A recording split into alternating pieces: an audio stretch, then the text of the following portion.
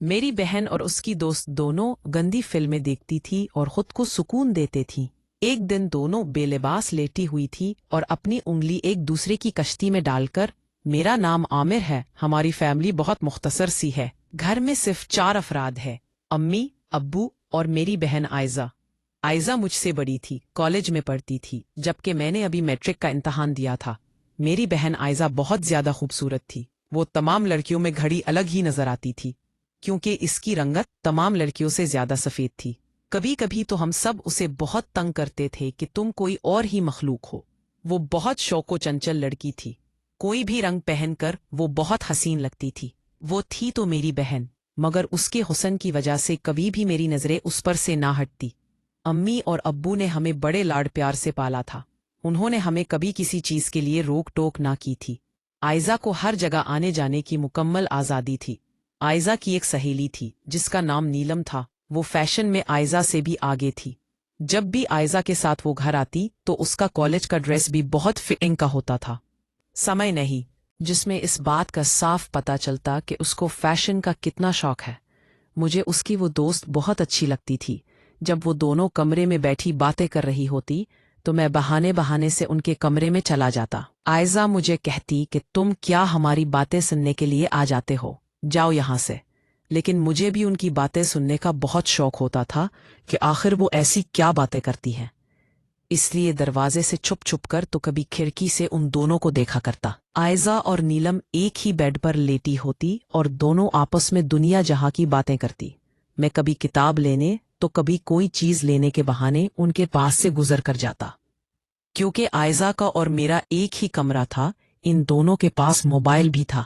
Mobile तो अम्मी अब्बू ने मुझे भी लेकर दिया हुआ था, लेकिन मैंने इस मोबाइल का कभी भी कोई गलत इस्तेमाल ना किया था। लेकिन मैं महसूस करता जैसे वो दोनों कोई ऐसी चीज मोबाइल पर देखती है जिनसे उनको बड़ा लुत्फ आता है। मैं दरवाजे से पूरी तरह कान लगा देता, लेकिन फिर भी मुझे किसी चीज की कोई आवाज ना आती। दोनों ऐसे साथ साथ रहती जैसे एक दूसरे के निकाह में हों। जब कॉलेज से छुट्टी करनी होती तो आयजा फोन करके नीलम को पहले ही बता देती। नीलम जब भी आयजा के साथ घर आती तो मेरे गाल पर जोर से चुटकी लेती और आयजा को कहती कि यार तुम्हारा भाई कितना क्यूट है। इसका उंगलियों से मेरे गाल को चूमना मुझे बहुत अट्रैक्ट करता था। अगर ऐसा होता तो मैं ऐसी हसीन लड़की को बस देखता ही रहता, फिर अपनी उस सोच पर खुद ही हंस देता था। अब्बू आमी को कहते थे कि तुम्हारा बेटा जवान रो रहा है, अच्छा होगा अगर तुम आमिर और आयजा का कमरा अलग अलग कर दो।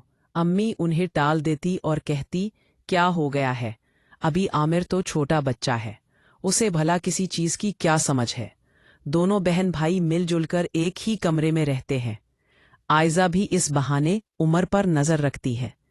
मुझे अम्मी की ये बात सुनकर गुस्सा आता था और मैं सोचता था कि अम्मी को कहूं कि अब आमिर बच्चा नहीं रहा, बल्कि वो जवान हो रहा है और बहुत सी चीजों को समझने लगा है।